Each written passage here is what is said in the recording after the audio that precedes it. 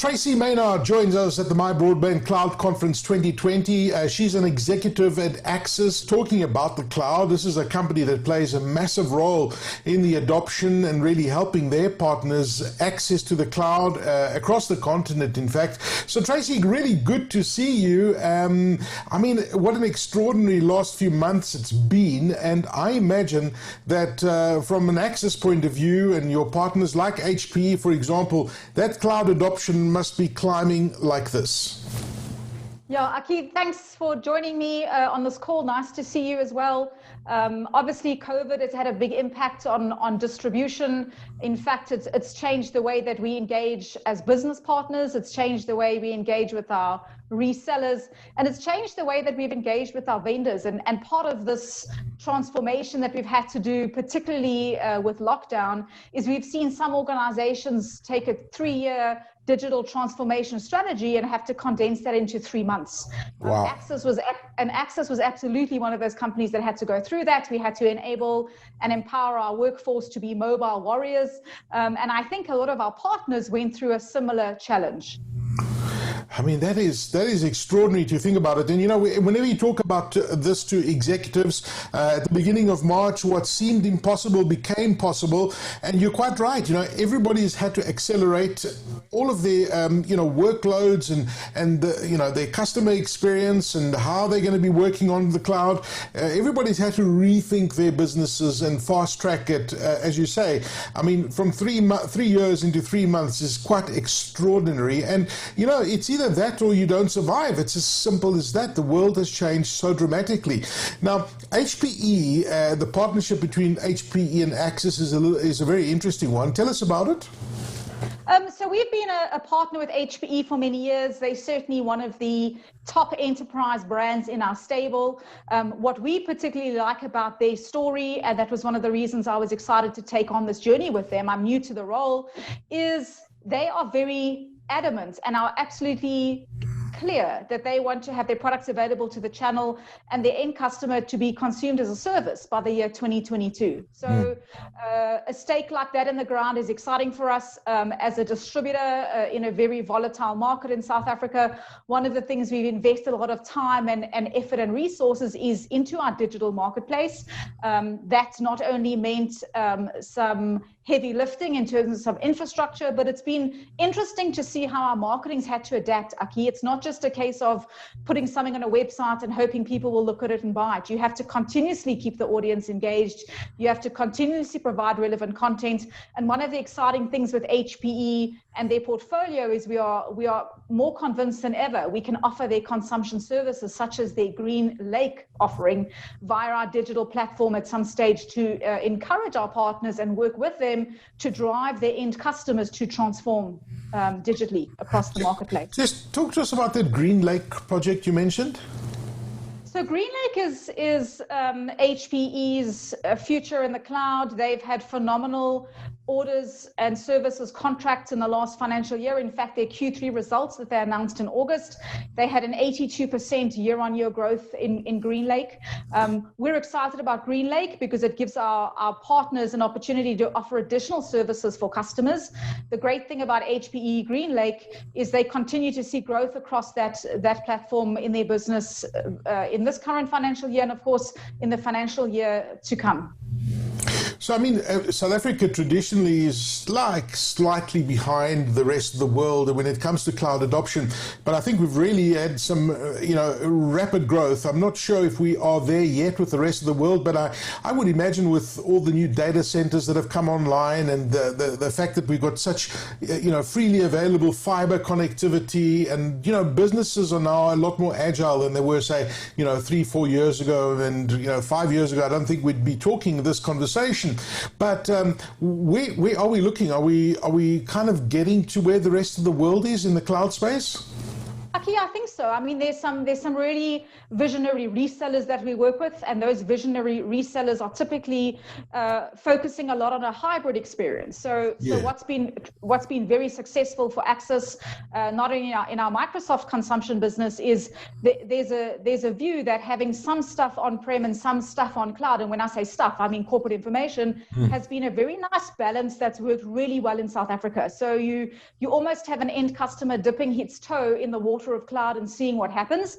And in fact, Antonio Neri, the president and CEO of Hewlett Packard, is saying that the cloud is not a destination, it's an experience. So if an end customer can experience the cloud in a portion of their business and they can see the benefit from that, the rationale is that eventually they will move their business more and more into the cloud, with the view that, HPE's view is 70% of apps and data are still on-prem, and more apps and data is moving to the edge. And it's even more critical for a distributor like Axiz, who offers edge product in terms of notebooks, desktops, and all the other good stuff that goes with that, is we offer an entire solution to our partner base to encourage them to offer services and drive revenue streams from the edge to the cloud. And it's interesting you talk about the partnership, because that's what it is between Axiz and your customers. It's about offering innovation, offering solutions. And here's the thing, I love what you said about it being an experience, the journey to the cloud. But really, it's not even an option in today's world. And right now, the companies that have invested the time, have gone onto their journey, they're now seeing the results, because they're standing out from the competition who didn't invest as much. And really, those results are now very, very tangible. It's starting to separate those who foresaw the future and those who didn't.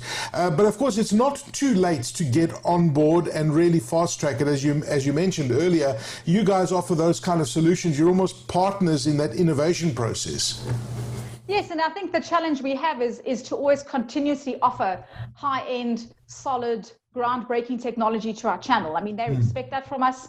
We also will be delivering a high level of pre-sales and post-sales skills. So that's part of the investment we provide to our reseller channel, is enabling them as well to deliver a solution. So we're not saying, here's a cloud thing, go and sell this thing and, let us know how it works. We are involved in the partner selling process. We pre-sales, we configure, we advise, we guide.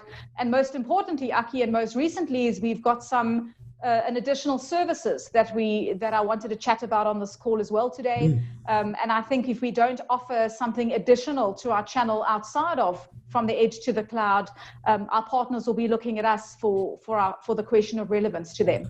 Yeah, I mean, tell us about those additional services that you offer, because I actually wanted to ask you about that, and also where to from now. I mean, Axiz is an organization. You've mentioned HPE. You've mentioned the solutions that you offer.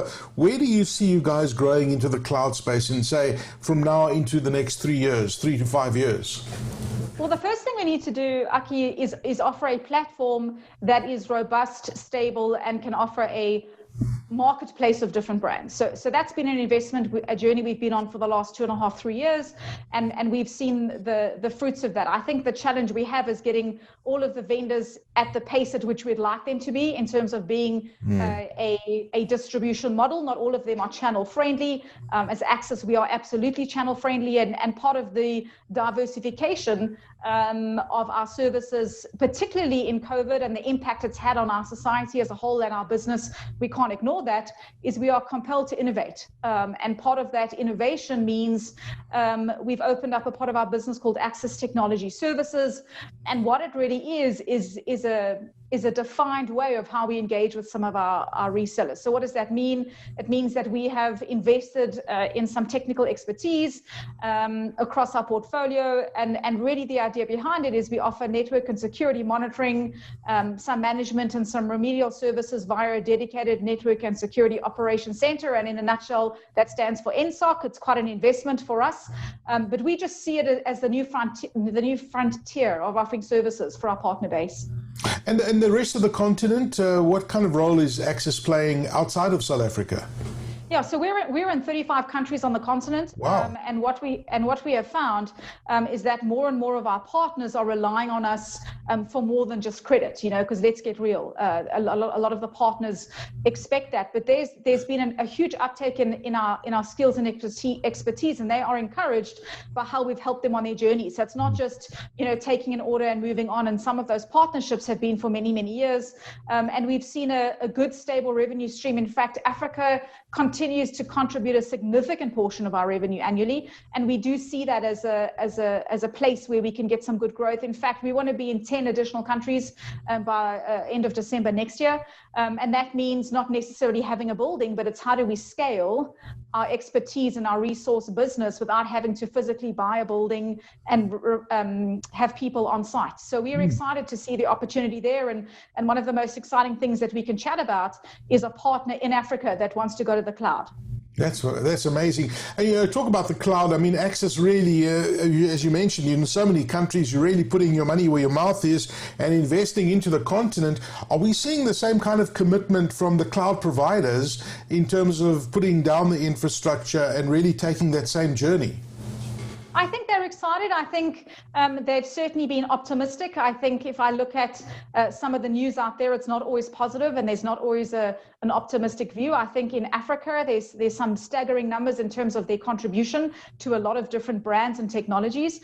And I think, a product like HPE GreenLake, our vision is to eventually run that across the continent and offer it to our partners. We did a very successful deal in South Africa a few months ago. We were one of the first distributors to do that. And our view for GreenLake going forward will be, what do we need to do and how do we work with our vendor better to enable our partners to get to the cloud? I think there's appetite, Aki, there's interest from end customers. Absolutely. I think they still tend to be that price-driven discussion, and what we've tried to evolve over time is that it's not just about price. It's a partnership. It's going on a journey. It's about seeing the impact that the technology we sell makes on an end customer's business. And the value that it brings as well. I mean, a tremendous amount of value, and it unlocks a tremendous amount of value in the supply chain of most customers. Traci Maynard, thank you so much for those insights and talking about HPE and talking about Axiz, their journey to the cloud, talking about GreenLakes. We thank you for your time. We wish you every success. Thanks, Aki.